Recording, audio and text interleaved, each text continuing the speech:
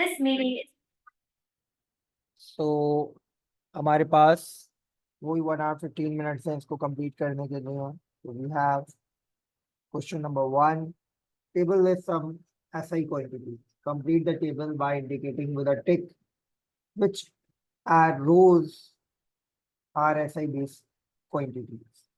तो current SI based quantity है, energy SI based quantity नहीं है, mass SI based quantity है, ठीक है, फोर्स भी SI based quantity नहीं है। Now use the definition of power to determine the SI base unit. तो पावर की डेफिनेशन के इस्तेमाल करते हुए उसके SI बेस यूनिट निकालें। पावर होती है वर्क अपॉन टाइम, वर्क होता है F/d अपॉन टाइम। तो फोर्स के SI यूनिट kgms-2 हो गए, डिस्टेंस के मीटर एंड टाइम के सेकेंड। तो kgm² S-2 और ये वाला S जब ऊपर आएगा तो माइनस होने जाएगा, ये m इंटू m स्क्वायर इस तरह हुआ, and hence we'll get kg m square S-3, the SI base unit of power.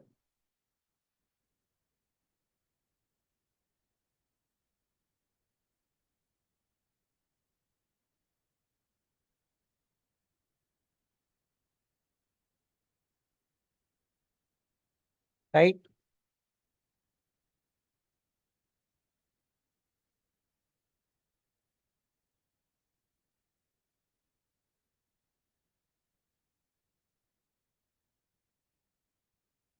चलें आगे बढ़ते हैं।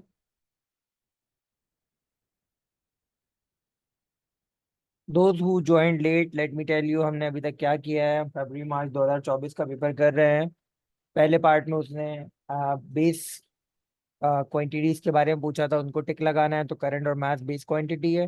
देन फिर उसने पावर के बेस यूनिट्स निकालने को कहा, जो कि बहुत सिंपल है, बहुत मर्तबा कर चुके हैं। Now next part is part C से light meter is used to measure the intensity of light in a classroom. Daylight is incident normally on a sensor of the meter. The sensor has an area this. The reading of the meter is this. Calculate the power of the daylight. बेटा intensity का formula हमारे पास क्या होता है, as we are given with intensity, क्योंकि intensity के formula होता है पावर पर यूनिट एरिया। तो मैंने कैसे पहचाना, वॉट पर मीटर स्क्वायर, यानी पावर पर यूनिट एरिया है ये। सही है। तो we need to find out power, वो क्या हो जाएगा, इंटेंसिटी टाइम्स एरिया। इंटेंसिटी कितनी गिवन है हमें, 950 ऐसा यूनिट्स में, एंड एरिया हमारे पास गिवन है 2.2 सेंटीमीटर स्क्वायर को। जब हम मीटर स्क्वायर में कन्वर्ट करेंगे तो बेटा क्या होगा हमारे पास, आ, 2 मरतबा 100 से डिवाइड करना होगा, यानी लाइक दिस। तो कैसे करेंगे इसको, विमान इज सेइंग 20.9 आंसर है, देखते हैं।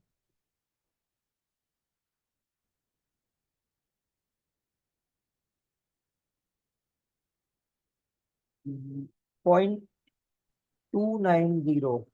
आई थिंक आपने 2 मरतबा 100 से डिवाइड नहीं किया, एक सिंगल टाइम 100 से डिवाइड किया। 0.209 नहीं आ रहा। 0.209, यस। दो सिग्निफिकेंट फिगर्स में क्या हो जाएगा, 0.21। सही है। तो ये हमारे पास पहला सवाल हो गया पावर से रिलेटेड। सही है, राइट। सर पिछला जी वाला सर। सवाल पहले दिखाते हैं, एक झलक। बेटा बस सर टेबल टेबल टेबल। ठीक है, चलो पहला क्वेश्चन हो गया हमारा। अब चलते हैं दूसरे सवाल की तरफ, विच इज अबाउट एक्सेलरेशन। ठीक है, और यहाँ पे आपसे क्या बात कर रहे हैं, ये एक्सेलरेशन के बारे में। यहाँ पर आपसे एक्सेलरेशन के बारे में बात हो रही है, डिफाइन एक्सेलरेशन। तो हम क्या बोलेंगे, द रेट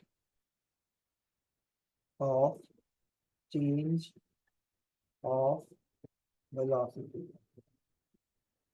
ठीक है, तो rate of change of velocity हमारे पास एक्सेलरेशन। ठीक है, now Olympic drivers stand on a platform above a pool of water as shown. ठीक है. When the driver is on the platform, the center of gravity is vertically at a height of 9 meters. Okay. ये height थी diver की above the surface of water. He jumps on the from the platform with a velocity of 9.5 meter per second. Okay. Jump किया है with a velocity of 5.9 meter per second at an angle of 60 degrees to the horizontal. Okay. Air resistance is negligible. सही. When the diver hits the surface of the water, his center of gravity is vertical height of 1.2 meter. उसकी center of gravity vertical height of 1.2 meter पे है. Can we write change in velocity per unit time? Yes, Rafe, you can. Change in velocity per unit time, rate of change of velocity, सही है. Now, calculate the speed of the diver at the instant he hits the surface of the water. Okay. So बेटा पहले तो मुझे क्या करना होगा, यहाँ पे कौन सी एनर्जी है डाइवर के पास? Gravitational potential. Gravitational potential energy. ठीक है. पहले अब क्या करेंगे, उस ग्रेविटेशनल पोटेंशियल एनर्जी को निकाल लेंगे. ठीक है. या ये कह देंगे हम लोग, यहाँ पर जितनी भी ग्रेविटेशनल पोटेंशियल एनर्जी है वो इधर आने पर सारी की सारी काइनेटिक एनर्जी में कन्वर्ट हो रही है. सही है. तो सबसे पहले तो हम निकालते हैं difference of gravitational potential energy क्या है. तो मैथ हमें पता है डाइवर का.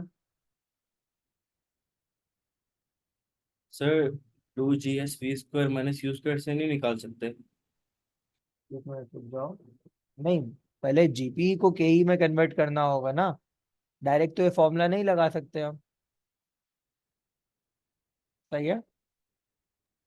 Okay sir. अच्छा, अनफॉर्चुनेटली हमें मैथ नहीं पता, तो हमें क्या करना होगा, हमें रिलेशनशिप ये लेके चलना होगा, लॉस इन पोटेंशियल एनर्जी बराबर होगी गेन इन काइनेटिक एनर्जी.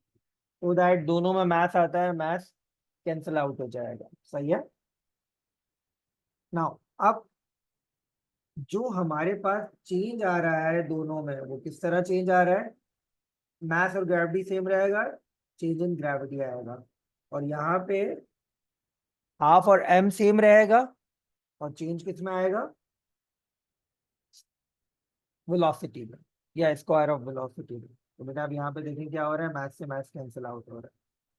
उसका मतलब हमारे पास डेल्टा वी स्क्वायर किसके बराबर हो जाएगा, देखते हैं, 2g डेल्टा एच. स्क्वायर हटाने के लिए दोनों तरफ लगा दिया हमने वही.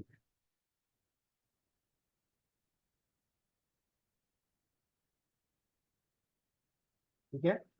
तो डेल्टा वी हमारे पास आ गया 2, जी की वैल्यू 9.81, और डेल्टा एच कितना है बेटा, पहले हाइट थी हमारे पास 9, अब हाइट है 1.3. ठीक है. क्या आंसर आ रहा है इसका? 12.37. 12.37.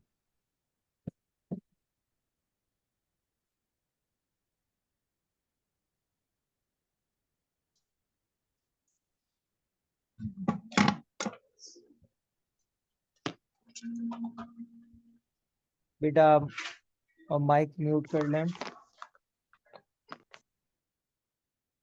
Okay, let me cross check.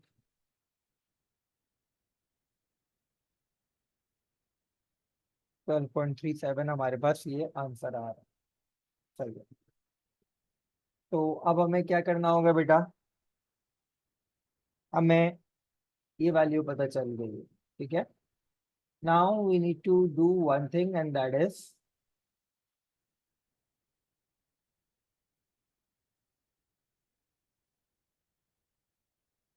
एक वेलोसिटी हमें ऑलरेडी पता है. सही है. जो कि यहाँ पे बताई भी है कि हमारे पास वेलोसिटी की वैल्यू है 5.9 मीटर पर सेकेंड. तो ये वेलोसिटी हमें ऑलरेडी पता है.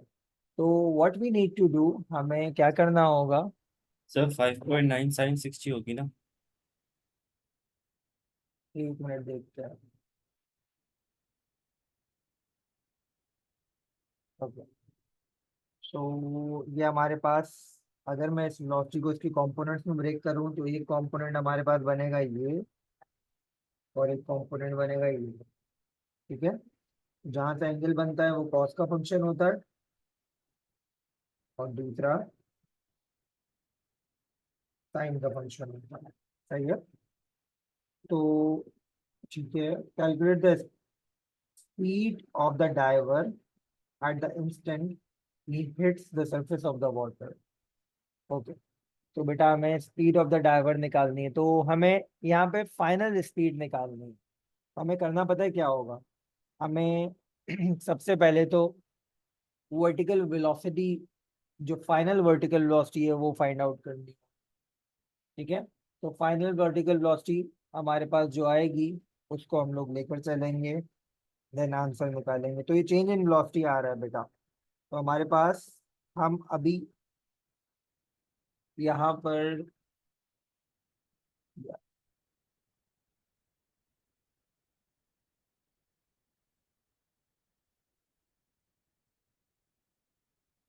5.9 साइन 60 किसके बराबर होगा?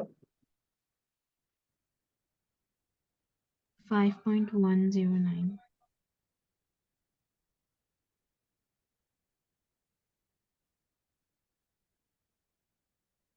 Sir sine 60 under root 3 upon 2 के बराबर होता है सर। हाँ, वही 0.866 होता है, 5.10। तो बेटा ये हमारे पास डिफरेंस ऑफ वेलोसिटी आ गया है। ठीक है, और ये हमारे पास डिफरेंस ऑफ वेलोसिटी की जगह, या एक अगर हम काम करें, हम डायरेक्ट ऊपर वेलोसिटी का जो स्क्वायर है उसे सॉल्व करते हुए चलें। एक minute, just give me a minute, मैं देखूं। Sir, या बेटा, why won't we just do 12.37 minus 5.9? मैं वही देख रहा हूँ।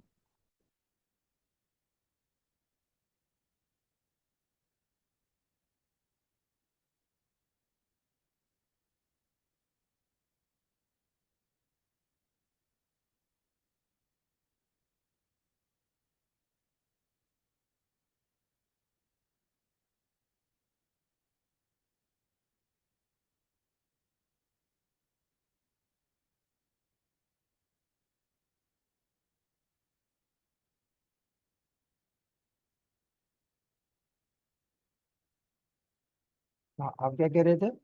हम सब, Sir, I was saying, why don't we just minus 12.37 from 5.9, like 12.37 minus 5.9? This is what we can do, लेकिन मैं यहाँ पे देख रहा हूँ ये स्क्वायर के फैक्टर पे ना थोड़ा प्रॉब्लम आ जाएगा। तो we should do one thing, we should, I mean, put the sir values मैंने इन पेपर टाइम। सॉल्व किया, 7.04 आंसर आ रहा है मेरा। तुमने पेपर सॉल्व किया, कब किया सॉल्व? Friday sir.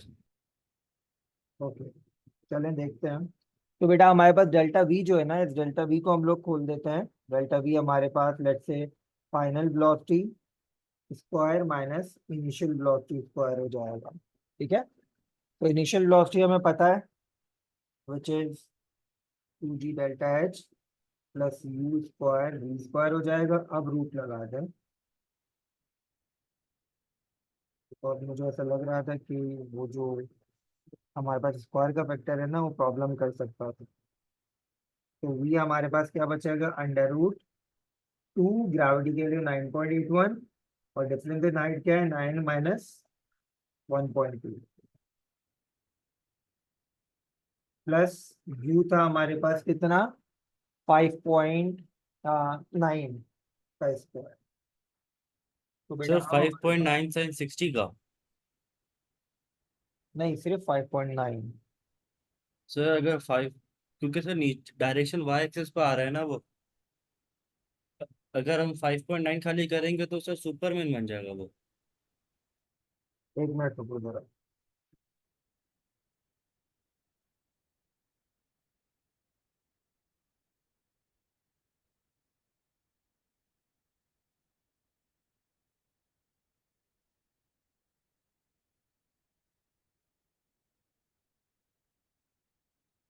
13.705. ऐसे ही।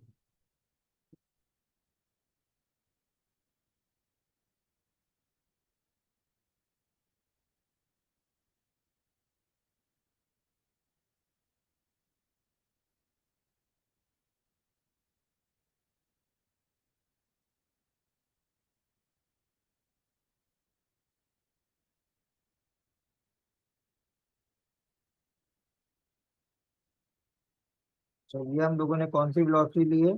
ये हमने रिजल्टेंट वेलोसिटी ली है। And what we are going to do, हम लोग इस प्रोसेस के through velocity along Y axis निकाल रहे हैं। ठीक है,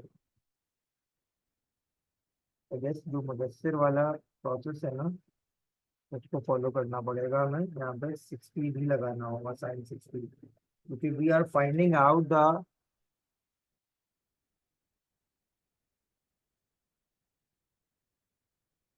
फाइनल वेलोसिटी अलोंग। बट ये काम हम लोग बाद में भी कर सकते हैं। चलने दो क्या कहते हैं मुदस्सिर, ऐसे ही। ठीक है, तो ये हमारे पास आ गया ये। तो 13.70 हमारे पास आया है फाइनल वेलोसिटी। बट कहानी अभी खत्म नहीं हुई है। हम लोगों ने क्या करना है बेटा, अब हमें निकालना है यहाँ पे जो वैल्यू हमारे पास आई है उसके पॉइंट ऑफ व्यू से आगे का डिस्कशन। तो the velocity with which it hits the ground, बल्कि हमने डायरेक्टली निकाल दिया। अब कोई कॉस साइन का फंक्शन लगाने की जरूरत नहीं है। सही है बेटा। 13.7 इज द फाइनल आंसर, जिसे हम राउंड ऑफ करके ऑफ कोर्स 14 कर देंगे। Sir, some people are waiting in the waiting room. Okay, they must be joining late, क्योंकि पेपर सॉल्व करवाने में लग गया था मैं। अच्छा जी, तो हमने डायरेक्ट क्या किया है बेटा, यहाँ पे फाइनल वेलोसिटी निकाल दी, रिजल्टेंट फाइनल वेलोसिटी निकाल दी। अब इसके अंदर साइन कॉस के फंक्शन के अंदर ना आए तो ज्यादा बेटर है। ओके, सर 72 आंसर आ रहा है। Are you sure? 72 आंसर? जी सर। किस तरह, मुझे Sir, बताओ अपना। जी बेटा। I saw a video of someone solving this paper and they also got the same answer as you. Answer was 13.7. 13.7। हाँ सही है। वो 13.7 को हमने जब दो सिग्निफिकेंट फिगर्स में ब्रेक डाउन किया तो it became 14। can't this part be solved using v equals to u plus 80? Let me see. v equals to u plus 80। नहीं, टाइम वाली क्वेश्चन ना लगाओ। Maybe we can solve this question from, because we don't know time ना। 2as equals to v square minus u square। ठीक है, सो आप इस तरीके से इसको सॉल्व करने की कोशिश कर सकते हैं। ठीक है, तो हमारे पास 2as v square minus u square के थ्रू आप इसको करने की कोशिश कर सकते हैं। Let me see if we are getting the same answers. Difference of height आपने डाला which is 7.8 multiply by gravity 9.81 multiply by 2। ठीक है, प्लस 5.9 का square under root answer. Same answer आ रहा है बेटा। ठीक है, तो आप 2as equals to b square minus you square से भी कर सकते हैं। Let me show the values. 2 multiply by 9.81 multiply by S की जगह आ गया हमारे पास 9 माइनस 1.2, और ये माइनस यू स्क्वायर इधर आके प्लस हो गया। इनिशियल वेलोसिटी क्या थी, ये स्क्वायर हटाने के लिए दोनों तरफ आप रूट लगा दो। ठीक है, you can also solve the question like this. इसका आंसर भी एग्जैक्टली 13.7 ms माइनस 1 आएगा। ठीक है बेटा ना, ये दो तरीके हम कर सकते हैं follow. It's up to you, आप कौन सा तरीका फॉलो कर रहे हैं ना। अब आपसे क्या बोल रहे हैं बेटा, आपसे बोला जा रहा है डाइवर हमारे पास एंटर हो रहा है वाटर में। and because of the density or higher density of water, the diver decelerates. Describe and explain the variation with the viscous drag force acting on the diver as in the water as he moves downward. ठीक है, तो बेटा क्या बोल रहे हैं, जैसे ही वो अंदर जाएगा इनसाइड द वाटर तो उसकी स्पीड डिक्रीज होगी। तो याद करें हमने क्या बात की थी, रेजिस्टिव फोर्सेस और स्पीड का क्या रिलेशन होता है। जब हमारे पास टाइम के साथ साथ रेजिस्टिव फोर्सेस स्पीड बढ़ती है तो रेजिस्टिव फोर्सेस बढ़ती है। लेकिन यहाँ पे क्या हो रहा है, from air to water as he gets in, तो क्या होगा बेटा, रेजिस्टिव फोर्सेस स्पीड डिक्रीज होगी तो रेजिस्टिव फोर्सेस डिक्रीज होंगी। तो हम क्या बोलेंगे, as the diver gets in the water,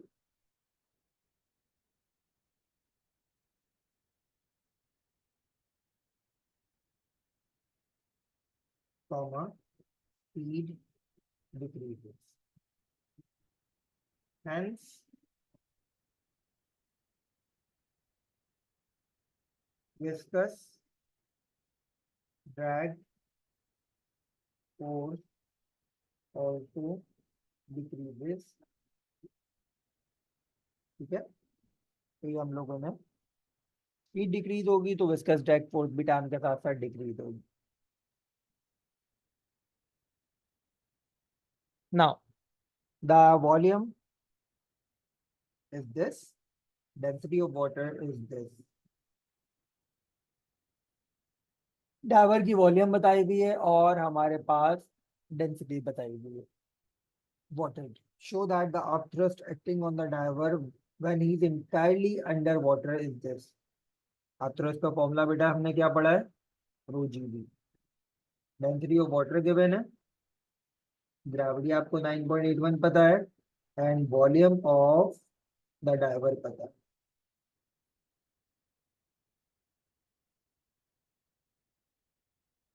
735.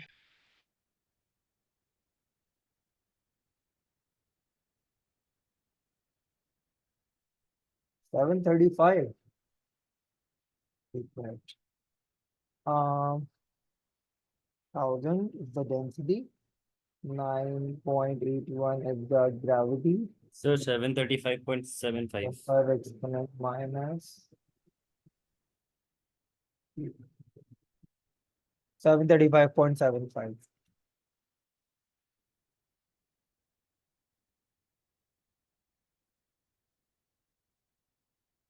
तो ये हमारे पास बेटा फाइनल आंसर आ गया 735.75, which is approximately equal to 740। ठीक है, तो जो हमें प्रूव करना था वो हमने यहाँ पे ड्राइव करके एग्जामिनर को दे दिया। चलिए आगे बढ़ते हैं। तो अब हमारे पास क्या कहा जा रहा है हमसे कहा जा रहा है at particular instant the diver is entirely underwater, his velocity is 0, viscous drag force acting on him at this instant is 9.950 Newton, okay, vertically upwards। अच्छा बेटा, अगर मैं बोल रहा हूँ कि डाइवर है तो बोल रहे हैं विस्कस ड्रैग फोर्स हमारे पास कितनी है, 950 न्यूटन है upward, and the diver of mass, अच्छा अपथ्रस्ट भी ऊपर होगी,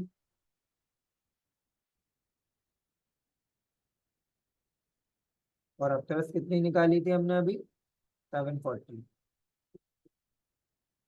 एंड वेट हमारे पास किधर होगा,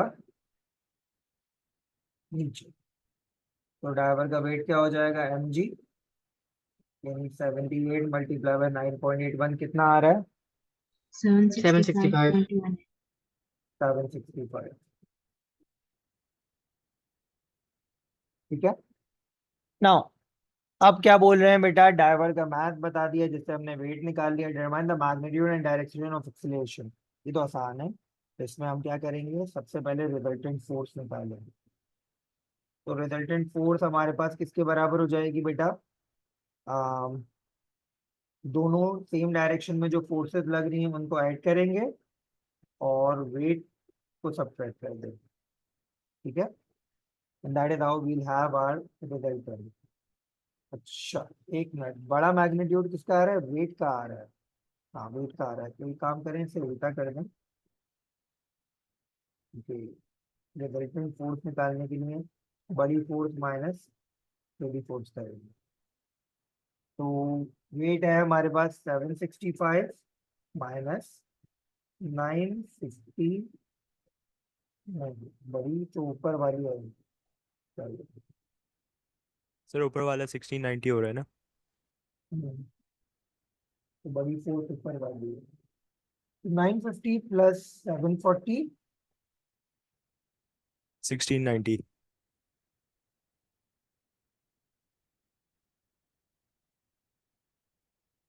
1690 एंड माइनस मास गिवन है और एक्सेलरेशन निकालनी है। तो अब इन दोनों को जब आप सब्ट्रैक्ट करोगे 925।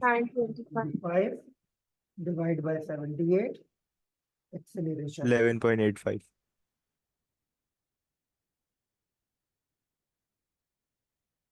ठीक है। तो हमारे पास एक्सेलरेशन की वैल्यू 11.85 बता रहे हैं, ठीक है। तो जो कि राउंड ऑफ होके मैं 12 पे कर दूंगा, ठीक है। And if you talk about where is the direction of acceleration, acceleration की डायरेक्शन कहाँ होगी? जहाँ बड़ी फोर्स की डायरेक्शन है। तो बड़ी फोर्स किधर है हमारे पास? ऊपर, ठीक है। तो अपवर्ड्स। तो 11 मार्क का क्वेश्चन हमारे यहाँ पे कंप्लीट हुआ, क्वेश्चन नंबर 2। अब चलते हैं क्वेश्चन नंबर 3 की तरफ। Thin metal wire X of diameter this used to suspend a model planet as shown, ठीक है। Variation with the strain of the stress of wire X is shown, okay। बेटा stress versus strain से हमें क्या मिलता है? Young modulus. तो इस ग्राफ का जो ग्रेडियंट है वो मुझे यंग मॉडुलस दे सकता है, ठीक है। आगे बढ़ते हैं। Strain is this. Use figure 3.2 to calculate the force exerted on the wire by the model parent. बेटा 5.4 exponent minus 3, तो देखो पूरा का पूरा strain exponent minus 3 में है, तो yes that means we just have to find out 5.4 from the graph. तो कहाँ है बेटा? 5 ये रहा और ये रहा 5.4।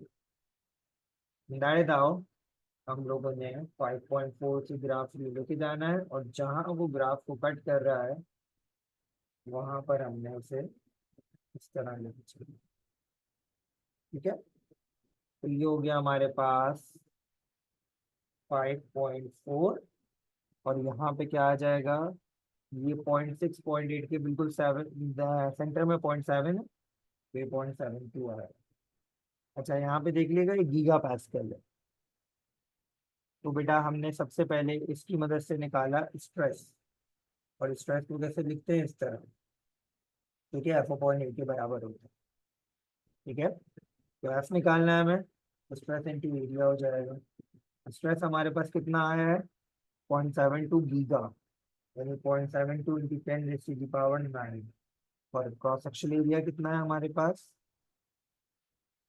डायमीटर गिवन है, ओके।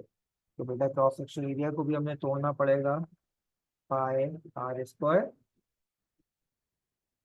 या साइड में इसकी अगर मैं वर्किंग करके दिखाऊं आपको, एरिया हो गया पाई आर स्क्वायर, आर की जगह अगर मैं डी रखूं तो ये क्या हो जाएगा? पाई डी स्क्वायर अपॉन 4, सही है। तो डायरेक्ट पुट कर देते हैं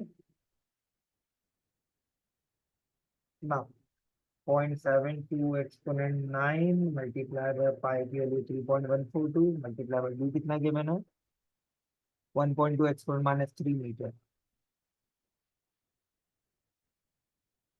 कॉइल लगाया, डिवाइड बाय 6।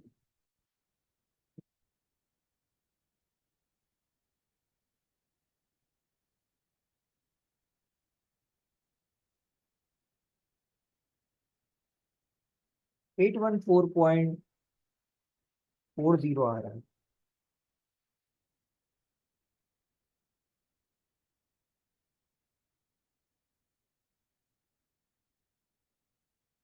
क्रॉस चेक करिएगा।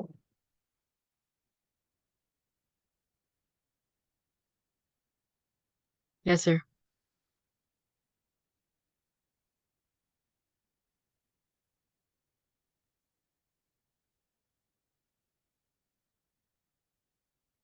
ओके। सर 814.3। हाँ, क्या कह रहे हो? 814.3 सही है। राउंड ऑफ होके तो 810 ही होगा। Now elastic potential energy of X is this. Calculate the original length of the wire before the model planet was attached. तो ओरिजिनल लेंथ मांग रहा है हमसे, सही है। ओके, ओरिजिनल लेंथ मांग रहा है। पहले एक काम करते हैं, हम लोग इलास्टिक पोटेंशियल एनर्जी से निकालते हैं एक्सटेंशन। ठीक है, once we find out extension then हम लोग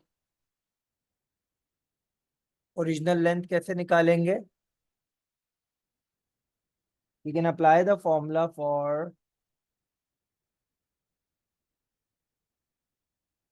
stress So we over, can find strain. yeah, we can find out the value of strain हमें given है, strain की मदद से हम ओरिजिनल लेंथ निकाल सकते हैं। सही है। तो strain in x हमारे पास given है 5.4।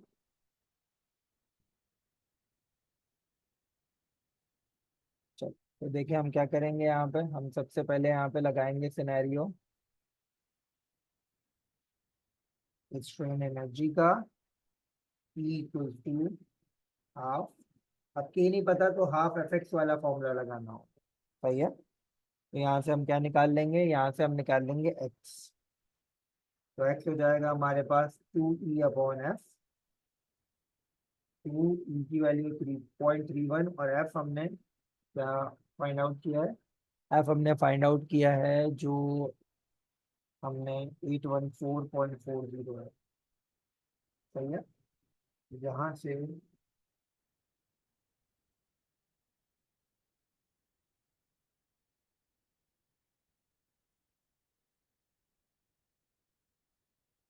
बेटा ये आ रहा है, काफी छोटी वैल्यू आ रही है। सर 7.61 मल्टीप्लाई बाय 10 की पावर -4। जी ठीक है, सही है। तो अभी हमें एक्सटेंशन मिल गई। अब मेरे पास जो एक्सटेंशन आई है उस एक्सटेंशन की मदद से हम यहाँ पे क्या करेंगे बेटा? ओरिजिनल लेंथ निकालेंगे। सही है। सो ओरिजिनल लेंथ निकालने के लिए वी से दैट हमारे पास सिनेरियो क्या फॉलो होगा आगे? स्ट्रेन का फॉर्मूला लगा सकते हैं। ठीक है, और उससे क्योंकि एक्सटेंशन है, do not put that extension in terms of original length. सही है।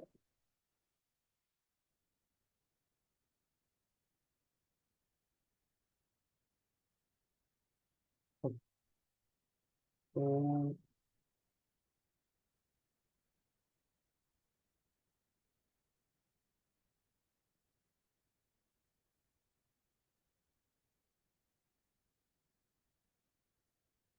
यंग मॉडुलस हमारे पास किसके बराबर होगा? एफ एल ओवर ई। सही है।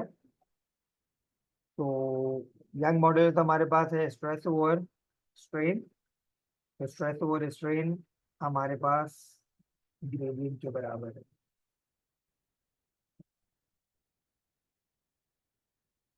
ठीक है। तो बेटा आप देखें मैं क्या कर रहा हूँ, मुझे लेंथ निकालनी है। तो क्या होगा? A grade e upon f. A हमें ऑलरेडी पता है।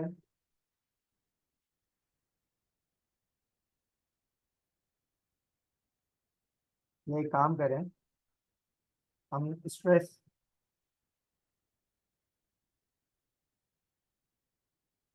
Sir, can't we use the strain formula directly?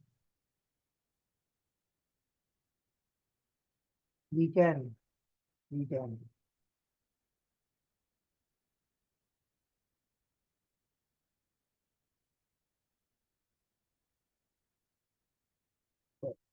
Stress होगा हमारे पास एक्सटेंशन ओवर ओरिजिनल लेंथ, तो ओरिजिनल लेंथ हो जाएगी एक्सटेंशन ओवर स्ट्रेस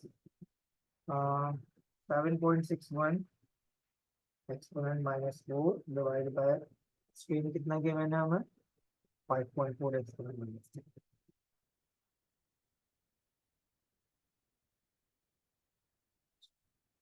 ठीक है, तो ये क्या हो जाएगा हमारे पास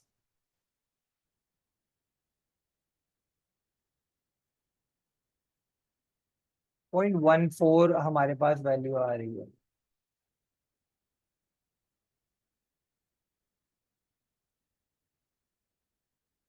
क्या सर 0.14।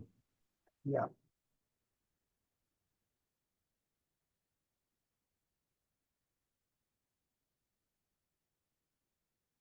नाउ अब यहाँ पे आगे की बात क्या हो रही है, wire x is replaced by new wire y with the same original length and the diameter is about double the young modulus of the wire. The wire obeys its law. अच्छा, थोड़ी सी वर्किंग कर लेते हैं बेटा।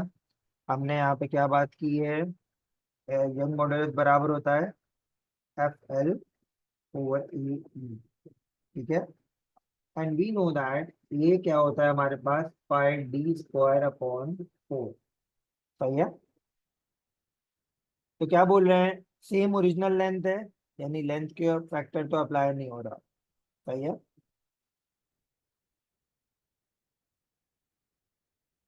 But double the young modulus, और young modulus double हो गया है, ठीक है। यंग मॉडुलस वाला फैक्टर अप्लाई कर रहा है। On figure 3.2 draw a line representing the variation of strain of wire, strain of the stress of wire wire, okay. Strain of the stress of wire wire हम लोगों ने देखना है क्या होगा, सही है। चलो देखते हैं किस तरीके से हम इसे सॉल्व कर सकते हैं। तो अगर मैं यहाँ पे आपको सिनेरियो अप्लाई करूँ, क्या चीज कांस्टेंट है यहाँ पर, ओरिजिनल लेंथ कांस्टेंट है, सही है। तो हमने क्या किया बेटा, और क्या क्या कांस्टेंट है, The area. एरिया कांस्टेंट नहीं है, हाँ sorry, same original length and diameter, सही है। तो बेटा हम क्या करेंगे, अब देखें हम यहाँ पे बेसिकली या तो लेंथ या तो एरिया को सब्जेक्ट बनाकर चलेंगे, ठीक है। तो अगर मैं एरिया या फिर लेंथ को सब्जेक्ट बना के चलता हूँ, फॉर एग्जांपल मैं एरिया को सब्जेक्ट बना के चल रहा हूँ, ये किसके बराबर हो जाएगा, ई टेंशन ओवर एफ, उल्टा लिख दिया, तो एरिया हो जाएगा एफ एल ओवर, ठीक है। As the question said that हमारे पास एरिया दोनों का सेम है, तो मैं पहले और बाद के एरिया को इक्वेट कर दूंगा। पहले की फोर्स, ठीक है, एंड पहले का हमारे पास लेंथ, पहले का यंग मॉडुलस और बाद की एक्सटेंशन, ठीक है।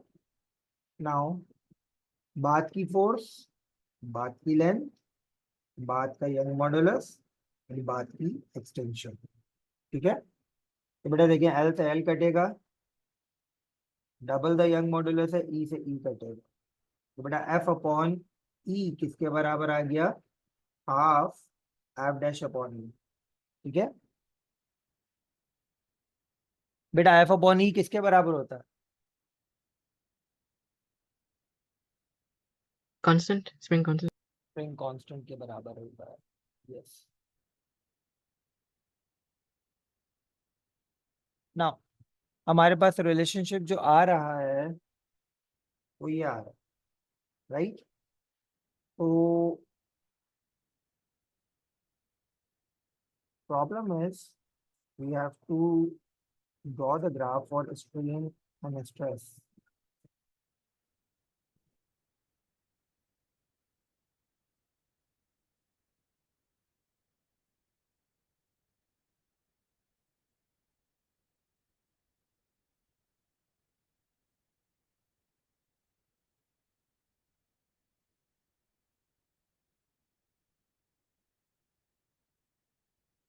And this is against 2 marks.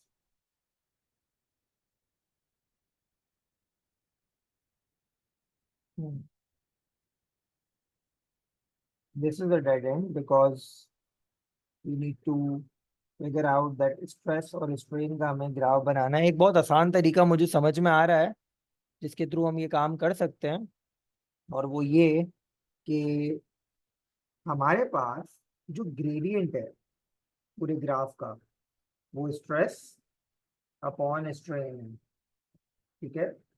और ग्रेडियंट इटसेल्फ क्या है हमारे पास? Young modulus.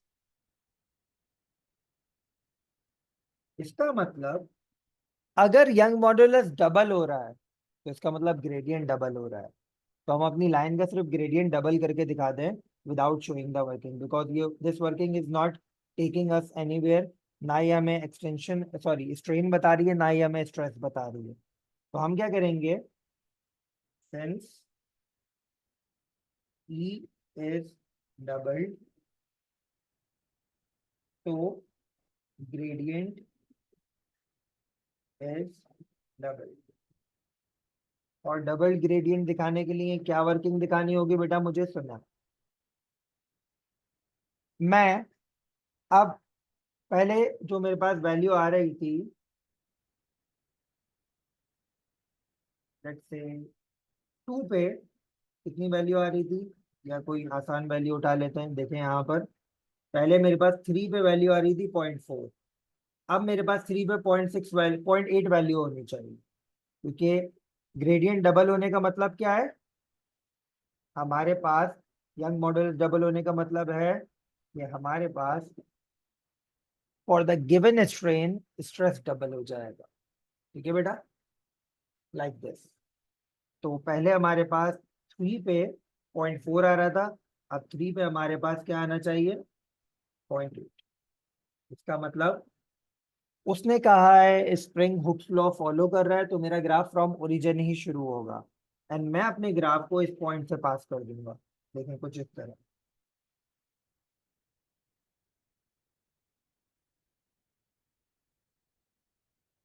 And that is how हमने अपना ग्राफ बनाकर दिखाया, ठीक है? That is perfect double gradient, that means double the young modulus, ठीक है? तो नीचे ये बात लिख भी देता हूँ। सर अगर इंक्रीजिंग कर्व बना दे तो? कर्व क्यों बनाओगे बेटा? हुक्स लॉ फॉलो कर रहा है, यंग मॉडुलस कांस्टेंट होगा।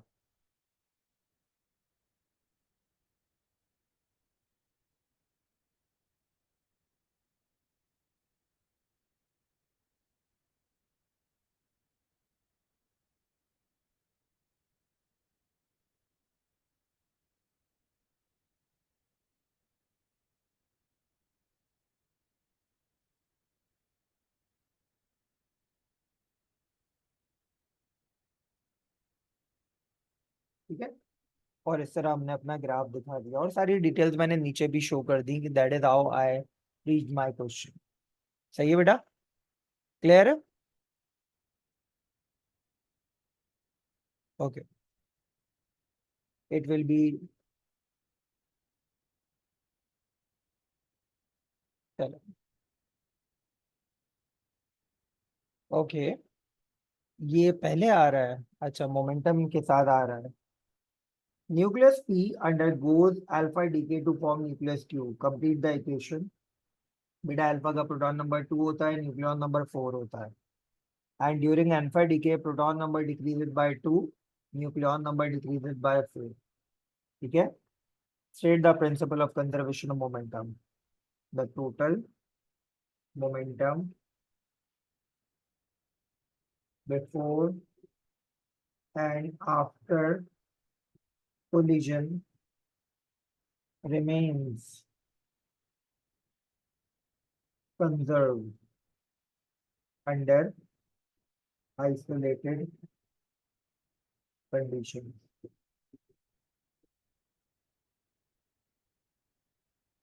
Now, before the decay, the nucleus speed has speed this.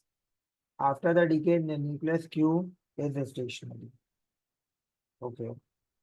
Calculate the speed of alpha particle after decay.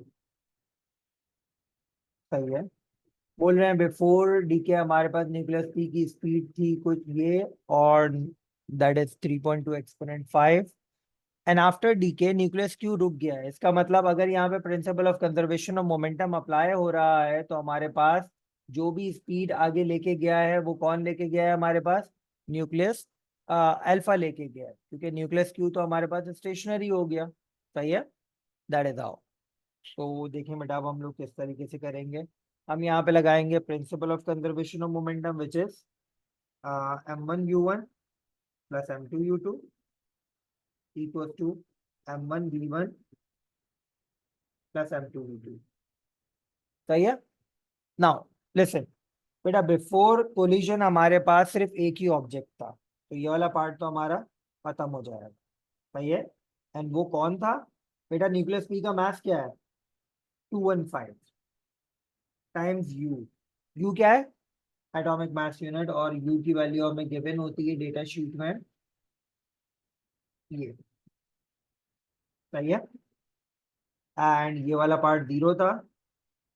Then after collision nucleus Q rest में आ गया, और सारा का सारा जो हमारे पास सिनेरियो है वो अल्फा कैरी करेगा।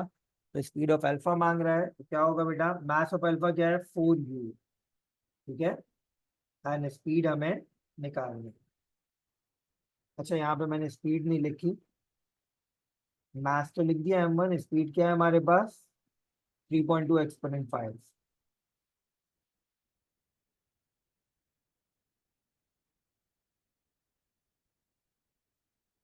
सही है, नाउ बेटा देखो 215 मल्टीप्लाई बाय 3.2 एक्सपोनेंट 5 ऐसे लिखा और u बाहर लिख दिया, एंड 4u v2। तो बेटा u से u कैंसिल आउट हो गया, और अब आपके पास क्या बच रहा है 215 multiply by 3.2 exponent 5 divided by 4। ये आपके पास अल्फा की स्पीड आ जाएगी। जी बेटा 1.72 exponent 5. 1.72 एक्सपोनेंट 5।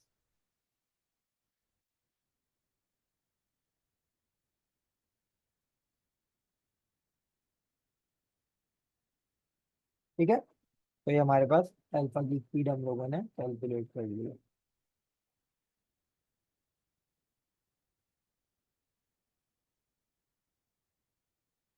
एक्सपोनेंट 5 आ रही है, देख लिएगा जरा।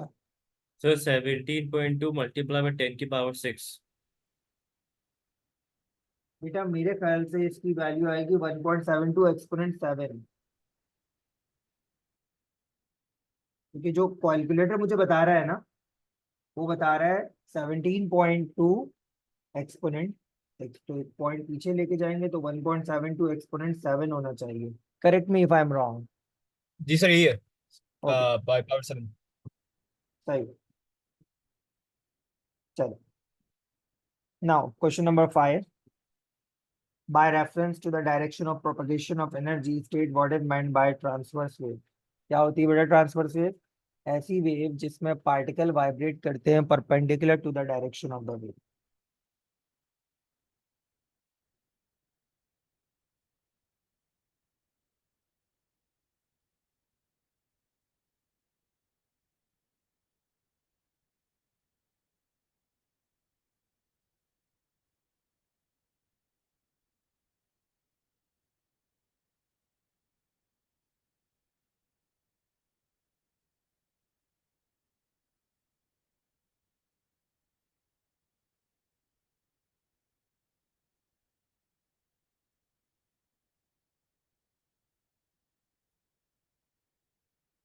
ठीक है।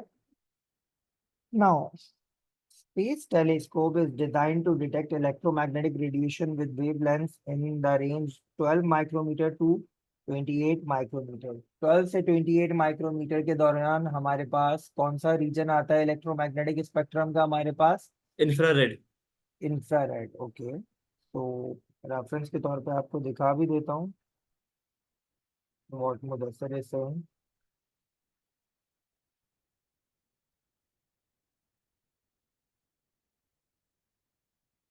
अच्छा, अब ये हमारे पास जो है ना, ये है 12 एक्सपोनेंट -6 टू 28 एक्सपोनेंट -6 मीटर। सही है। तो एक्सपोनेंट -6 के रीजन में देखो हमारे पास इंफ्रारेड आ रहा है। सही है। That is how to state the region of electromagnetic spectrum, that is infrared. Now, detector on another space telescope detects electromagnetic radiation wave. The signal from the detector is transmitted to Earth and displayed on oscilloscope. The frequency of the signal displayed on oscilloscope is equal to the frequency of the detected electromagnetic wave. Okay. Time base setting हमें कितनी बताई हुई है? 5 exponent -15 second पर centimetre. Okay बेटा, अब ये देखें हम कैसे निकालेंगे। मेरी वेव लेट से मैं यहाँ से यहाँ तक का देख रहा हूँ, तो ये एक पूरी वेव आ रही है, यहाँ से यहाँ तक का देख लें, डजेंट मैटर। तो देखें यहाँ पे हमारे पास अलोंग एक्स एक्सिस ऑसिलोस्कोप पे टाइम होता है। तो time required to complete one wave कितना आ रहा है? कितने बॉक्सेस एकोमोडेट हो रहे हैं? 1 2 3 4 5 6। ठीक है। तो हमने बोला 1 बॉक्स हमारे पास रिप्रेजेंट करता है 5.0 एक्सपोनेंट -15। तो 6 बॉक्सेस हमारे पास किसको रिप्रेजेंट कर रहे हैं? Time period. 3 मल्टीप्लाई बाय 10 की पावर -14।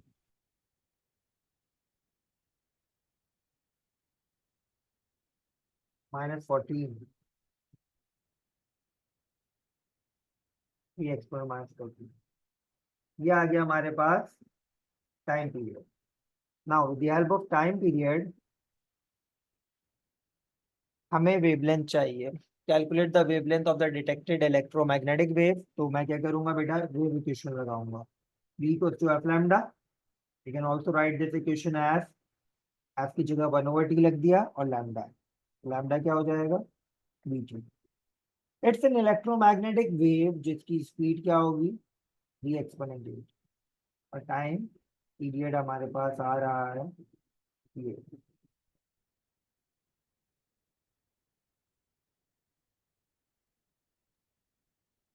सर v/f नहीं हो सकता? v/f हो सकता है, फिर एक स्टेप और बढ़ जाएगा। पहले तुम टाइम पीरियड से निकालोगे क्या कहते हैं वेव, सही। एंड देन फिर आगे जाओगे। Okay sir. सही है। तो क्या आ रहा है बेटा? मेरे पास आ रहा है 9 एक्सपोनेंट -6।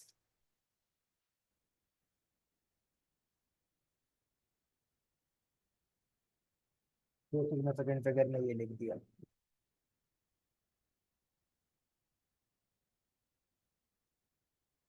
ठीक है।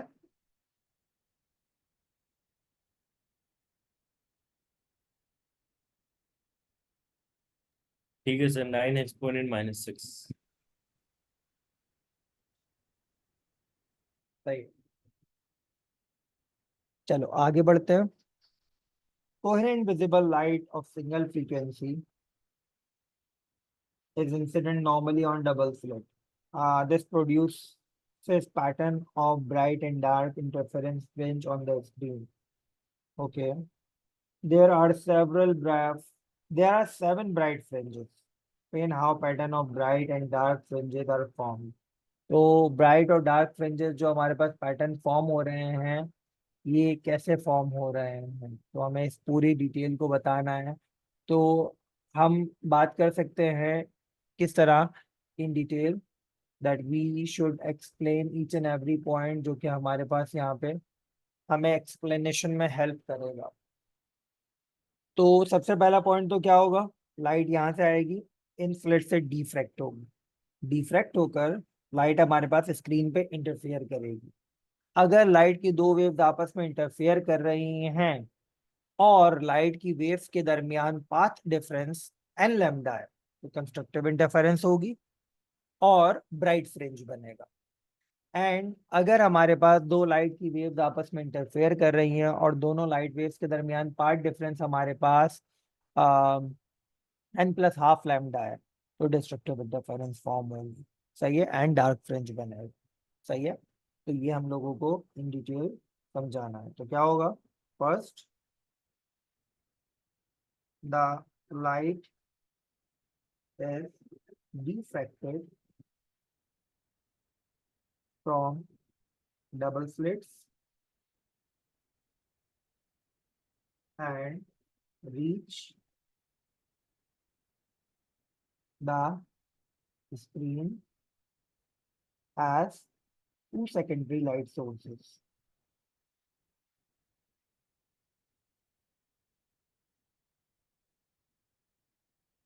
If the path difference between two light rays is n lambda or phase difference 0 degrees, constructive interference will form.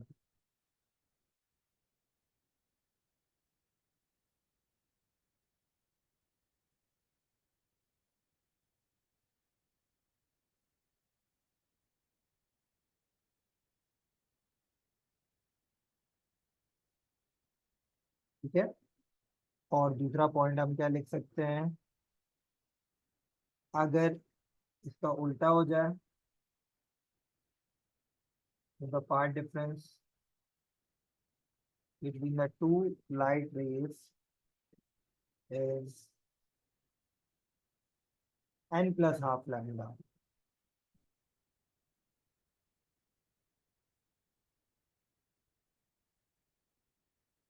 और phase difference 180 degrees.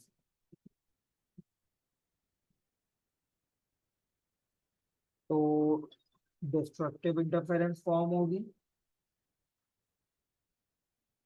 and dark fringe occur होगा। ठीक है बेटा, तो बहुत डिटेल में हम लोगों ने ये एक्सप्लेन कर दिया। नाउ अब आपसे क्या कह रहे हैं,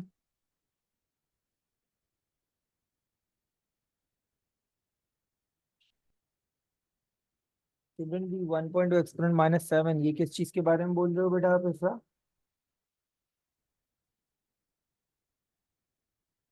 sorry I saw the message a bit late. 1.2 exponent -7 किस चीज के लिए है फ्रा?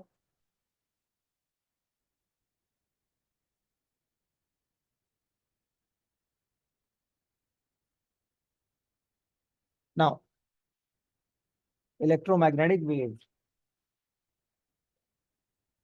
इलेक्ट्रोमैग्नेटिक वेव हाँ लिख सकते हैं, 1.2 एक्सपोनेंट -7 भी लिख सकते हैं, लेकिन जो वैल्यू हमारे पास गिवन है we have to I mean see the given values prefix. ठीक है, जो आपको गिवन वैल्यू है ना, बस आप उसके प्रीफिक्स को देखें। And 1.2 exponent -7 is very small बेटा। ठीक है, हमारी विजिबल लाइट जो है ना वो 400 एक्सपोनेंट माइनस या 4 एक्सपोनेंट -7 से 7 एक्सपोनेंट -7 पे चलती है। तो अगर आप 1.2 एक्सपोनेंट 7 लिखते हो इट्स लेस, तो that can't be visible light. ठीक है बेटा, इफ्रा चलो। हाँ, the distance between the center of the bright fringe X and bright fringe Y in the pattern is 10.2 millimeter. Bright fringe X and bright fringe Y. अब जरा देखो यहाँ पे कितनी फ्रिंजेस आ रही हैं। तो बेटा यहाँ पर आ रही है हमारे पास 1 2 3 4 5 6। तो बेटा देखें, एक ब्राइट से दूसरे ब्राइट फ्रिंज तक का फासला फ्रिंज सेपरेशन होती है। तो 1 2 3 4 5 6 फ्रिंज सेपरेशन, यानी 10.2 मिलीमीटर। इसके बराबर आ गया हमारे पास 6 टाइम्स 10.2 एक्सपोनेंट -3 बराबर है 6 टाइम्स एक्स। तो एक्स क्या हो जाएगा, जो कि फ्रिंज सेपरेशन को रिप्रेजेंट करता है, डिवाइड बाय 6 हो जाएगा।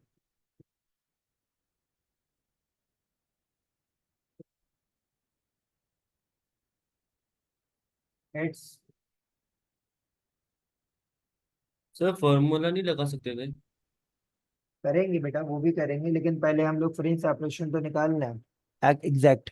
हमें 6 फ्रिंज की सेपरेशन दी हुई थी, एक फ्रिंज की सेपरेशन फ्रिंज सेपरेशन कहलाती है। स्लिट स्पेसिंग इज दिस, ये गिवन है। Distance from the slit to the screen is this, ये कैपिटल डी गिवन है। वेवलेंथ मांगेगा, ठीक है। तो हमारे पास फॉर्मूला क्या है, lambda equals to formula x equals to lambda D over A. तो लैम्डा क्या हो जाएगा, ए एक्स अपॉन डी। ये हमें पता है 1.2 मिलीमीटर से मीटर में जाने के लिए 1000 से डिवाइड किया। एक्स हमने निकाल लिया 1.7 एक्सपोनेंट -3 और डी गिवन है 3.1।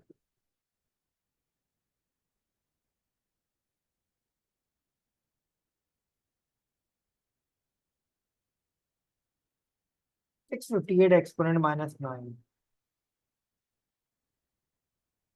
जो कि 660 नैनोमीटर यानी एक्सपोनेंट -9 हो जाएगा। सही है बेटा। एंड दैट इज हाउ हमारे पास हमने इसका जवाब निकाला।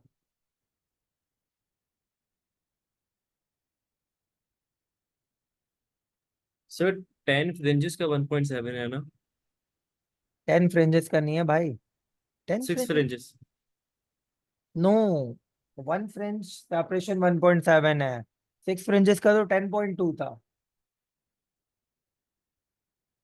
सही है। सर तो फिर एक्स हमारे पास क्या आया सर? बेटा मेरे पास यहाँ से यहाँ 6 फ्रिंजेस आ रही हैं, तो मैंने बोला 10.2 6 फ्रिंज सेपरेशन के बराबर है।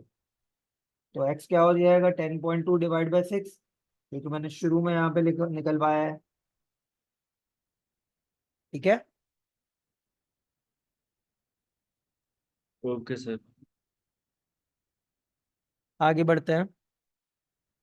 कह रहे हैं the light is replaced by different visible light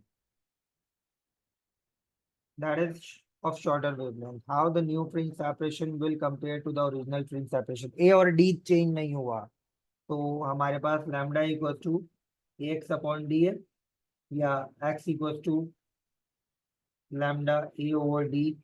तो बेटा हमने जब वेवलेंथ शॉर्टर की तो फ्रिंज सेपरेशन भी क्या होगी, शॉर्टर हो जाएगी, ठीक है। तो हम सिंपल क्या बोलेंगे, अब हमारे पास जो फ्रिंजेस हैं वो एक दूसरे से क्लोजर अपीयर होंगी, ठीक है।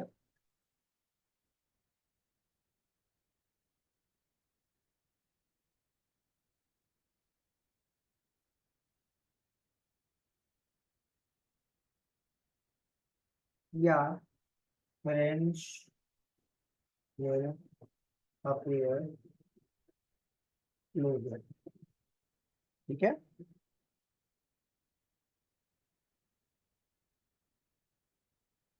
Now stationary wave is formed on the stretched string AB. PQR are the points on the string. On figure 6.2, draw cross to show the position of the node. तो बेटा नोड हमारे पास कहाँ है, एक ये है, एक ये है, एक ये है, एक ये है, ठीक है। तो हमने फिगर 6.2 में क्रॉस बनाकर दिखाना है कि हमारे पास नोड कहाँ पर आ रहा है, सही है। तो मैं एक क्रॉस यहाँ बना रहा हूँ, एक यहाँ बना रहा हूँ, एक यहाँ बना रहा हूँ, एक यहाँ बना रहा हूँ।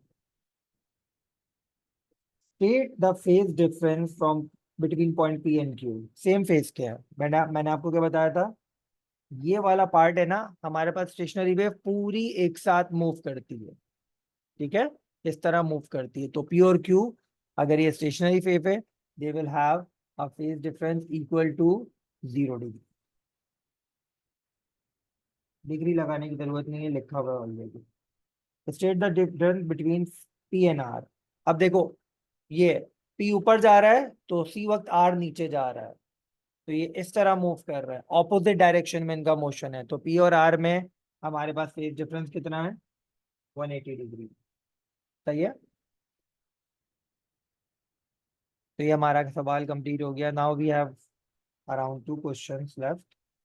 One is for electricity, the other is for I think particle physics.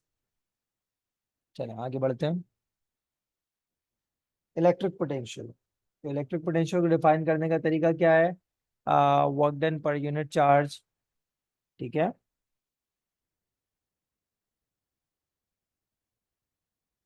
या एनर्जी पर यूनिट चार्ज।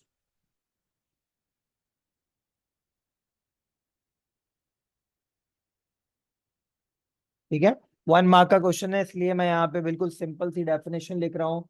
मैं बहुत डिटेल्स में नहीं जा रहा है यहाँ पे कि इन driving the unit charge from a single component, energy conversion में भी नहीं जा रहा है, इलेक्ट्रिकल टू नॉन इलेक्ट्रिकल। सही है। तो हमने simple voltage equal to W upon Q के मुताबिक इसे एक्सप्लेन कर दिया। नाउ ईएमएफ 1.8 वोल्ट है, इंटरनल रेजिस्टेंस आर है, connected in parallel with a resistor of resistance this and filament line। Okay, ये पूरा स्ट्रक्चर इसके और इसके पैरेलल में। स्विच एस इज ओपन, यानी हमारा सर्किट फिलहाल सिर्फ ये है। Ammeter reading is this, remind the internal resistance of the cell. Okay, तो एमीटर की रीडिंग हमारे पास ये है। सही है। तो बेटा फॉर्मूला क्या होता है इंटरनल रेजिस्टेंस की मौजूदगी में, ठीक है। तो अगर हम आई को कॉमन निकाल लें तो ये हो जाएगा E upon I, R plus R हो जाएगा, and E upon I minus R हमारे पास स्मॉल आर के बराबर हो जाएगा। तो बेटा हमारे पास 1.8 ईएमएफ है, करंट की वैल्यू 0.25 है, और आर की वैल्यू है 6 है।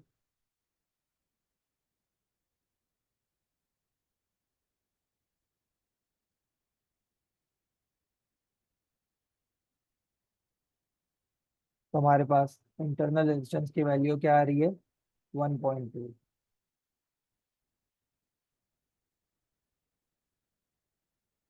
ठीक है।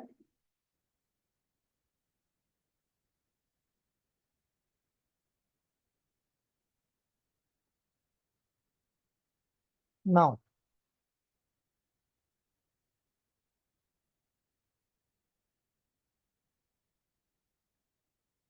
at time t1 switch S is closed. Okay, figure 7.2 shows the variation with time t of the ammeter reading.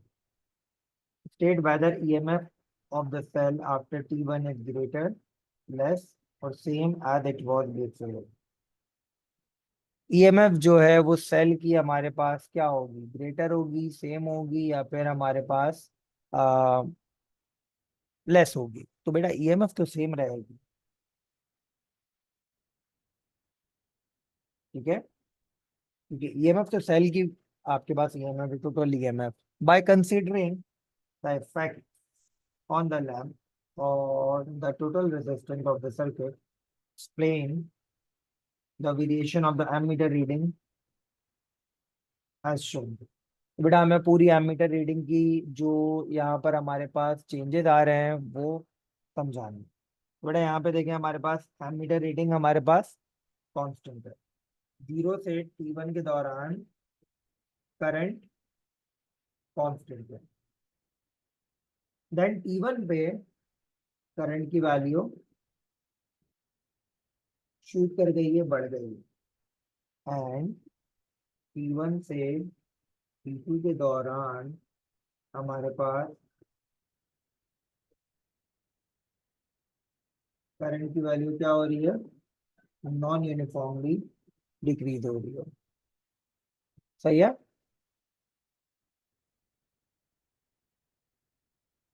तो total resistance of the lamp की मदद से हमें बताना है। सही है।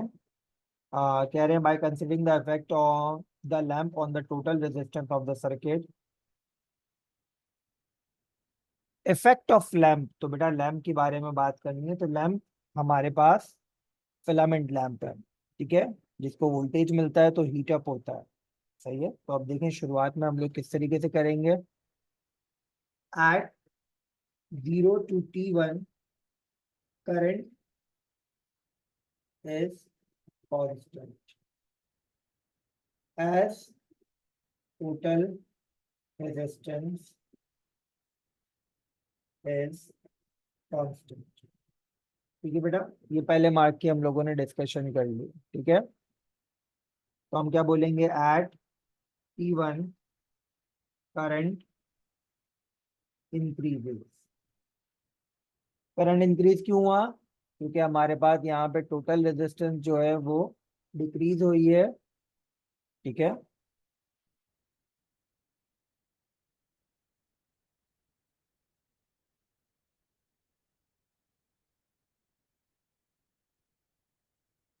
ठीक है बेटा, टोटल रेजिस्टेंस हमारे पास डिक्रीज हुई है। क्यों डिक्रीज हुई है टोटल रेजिस्टेंस, बेटा देखो ये दोनों रेजिस्टर पैरेलल में आ गए, लैंप और रेजिस्टर, और पैरेलल में रेजिस्टेंस हमारे पास कम होती है। ठीक है,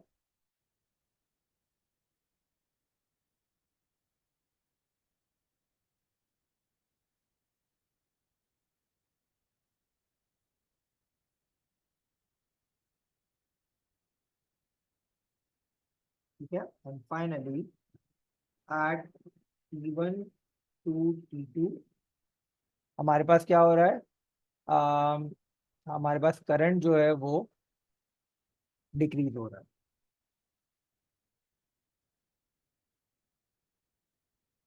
क्यों डिक्रीज हो रहा है, एज रेजिस्टेंस या टोटल रेजिस्टेंस इंक्रीजेस।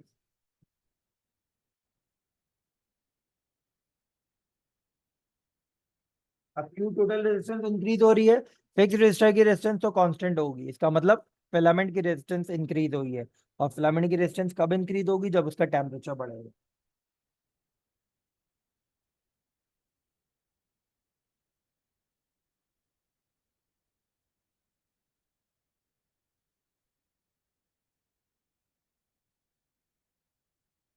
ये हमारे पास प्रॉपर जवाब हो गया।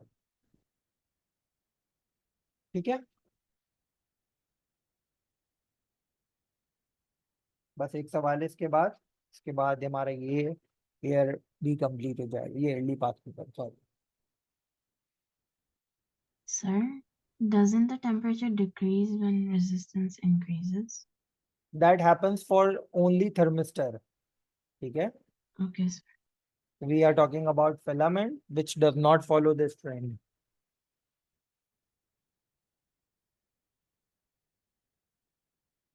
तो आगे बढ़ते हैं and let's attempt the last question of this yearly past paper।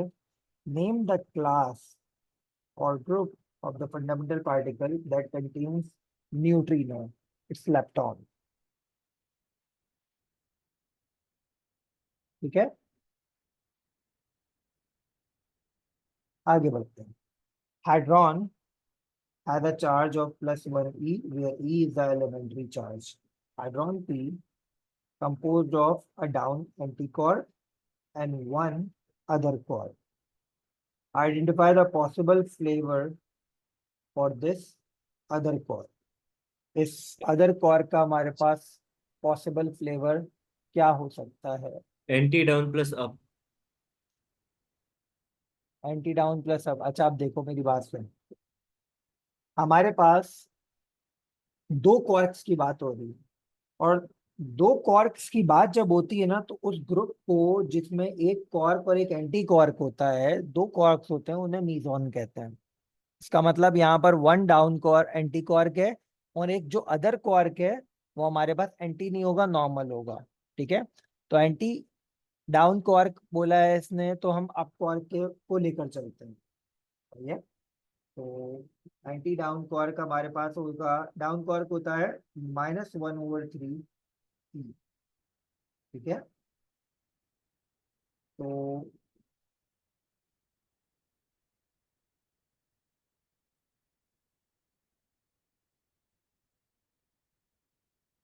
Plus unknown quark equal to 1 E। तो बेटा एक्स किसके बराबर हो जाएगा हमारे पास, एंटी डाउन क्वार्क, अच्छा डाउन क्वार्क ऑलरेडी माइनस होता है, ये भी प्लस में ही होगा, 1E -1/3E। तो बेटा एक्स हो जाएगा हमारे पास P-1/3E, यानी एक्स होगा हमारे पास -2/3E। ठीक है बेटा, तो 2/3 तो हमारे पास होता है, हाँ +2/3।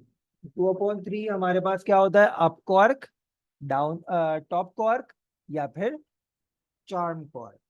सही है, ये जो वर्किंग है मैं ऊपर शो कर रहा हूँ यहाँ पे।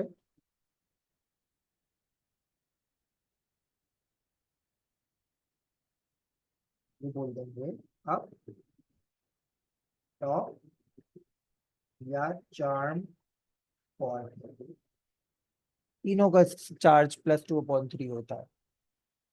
Now nucleus Q undergoes radioactive decay to form nucleus R by emitting an anti-neutrino and another particle X। Okay बेटा, एंटी न्यूट्रिनो निकल रहा है तो इसका मतलब ये बीटा है। ठीक है, तो बीटा का प्रोटॉन नंबर -10 होगा, और इसका प्रोटॉन नंबर, मैंने अपनी तरफ से पूरी इक्वेशन कंप्लीट कर दी। सही है, एंटी न्यूट्रिनो निकल रहा है विद अनदर पार्टिकल एक्स, तो अनदर पार्टिकल एक्स जो है वो बीटा इलेक्ट्रॉन है। What is represented by particle X, तो हम क्या बोलेंगे, beta electron. Compare the nucleon number of Q and R, nucleon number of Q and R क्या है, सेम। ठीक है, during beta decay proton nucleon number remain same. Compare the charges of Q and R, तो हम क्या बोलेंगे, R has 1 more proton than Q। सही है, एंड दिस इज हाउ आपका पूरा का पूरा ईयरली पास पेपर हमारे पास कंप्लीट हो गया। सही है बेटा, कोई सवाल है तो पूछ सकते हैं। सर क्वेश्चन नंबर 2 जरा एक्सप्लेन करते हैं, मैं साइंस 60 में अभी तक कंफ्यूज। बेटा तुम साइन में जो जा रहे हो ना, तुम थोड़ा लंबा मेथड फॉलो कर रहे हो। मैं तुम्हें बताता हूँ तुम क्या कर रहे हो। कहाँ गया, ये रहा। तुम पता क्या कर रहे हो, तुम इनिशियल वर्टिकल वेलोसिटी लेके चल रहे हो, तो तुम्हें यहाँ पर फाइनल वर्टिकल वेलोसिटी मिलेगी। ठीक है, अब इस सिनेरियो की वजह से क्या होगा बेटा, आपने फिर हॉरिजॉन्टल वेलोसिटी भी कैलकुलेट करनी होगी। ठीक है, तुम्हारे कहने पे मैंने डिवीजन कर लिया था, लेकिन बाद में आई रियलाइज इसकी जरूरत नहीं है, इससे थोड़ी कैलकुलेशन लंबी हो जाएगी। तो देखो, तुम्हें इनिशियल वर्टिकल वेलोसिटी मिली, तुम्हें यहाँ पे इस कैलकुलेशन के थ्रू अगर तुम 5.9 sin 60 रखते हो, फाइनल वर्टिकल वेलोसिटी मिलेगी। ठीक है, अब तुम्हें फाइनल वर्टिकल वेलोसिटी में हॉरिजॉन्टल वर्टिकल वेलोसिटी को लेकर इस तरह फाइनल रिजल्टेंट वेलोसिटी निकालनी है। तो ये स्टेप बढ़ गया कि पहले आपने vertical velocity along Y axis निकाली। ठीक है, फिर आपने हॉरिजॉन्टल वेलोसिटी निकाली which remain same throughout projectile. उसके बाद आपने रिजल्टेंट वेलोसिटी निकाली। तीन तीन प्रोसेस बढ़ गए, जबकि यहाँ पे हमारे पास एक सिंगल स्टेप में काम हो रहा है, दोनों सिनेरियोज में, इसके थ्रू भी और इसके थ्रू भी। ठीक है,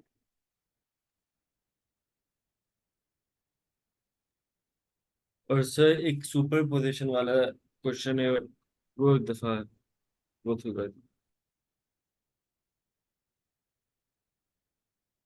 जी बेटा, इसमें क्या है?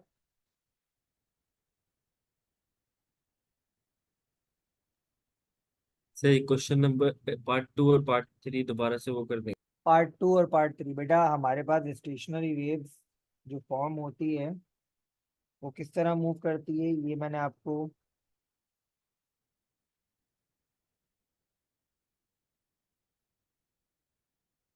देखो। तो देखिए, पूरा पार्ट अगर मैं इसको सर रिजल्टेंट डिस्प्लेसमेंट 0 हो गई। लाइक इस स्टेज पे देखो बेटा, मेरे पास ये जितने भी पार्टिकल इस रीजन में है ये सब एक साथ ऊपर जा रहे हैं, सही है। तो इन दोनों के दरमियान फेज डिफरेंस 0 डिग्रीज हो गया। लेकिन अगर मैं बात करूं इस वाले पार्ट की, ये ऊपर जा रहा है तो ये वाला पार्ट किधर जा रहा है, सेम टाइम पे नीचे जा रहा है। तो इनके मोशन बिल्कुल ऑपोजिट हो गए, तो इनके दरमियान फेज डिफरेंस 180 डिग्रीज हो गया। ठीक है। Okay sir.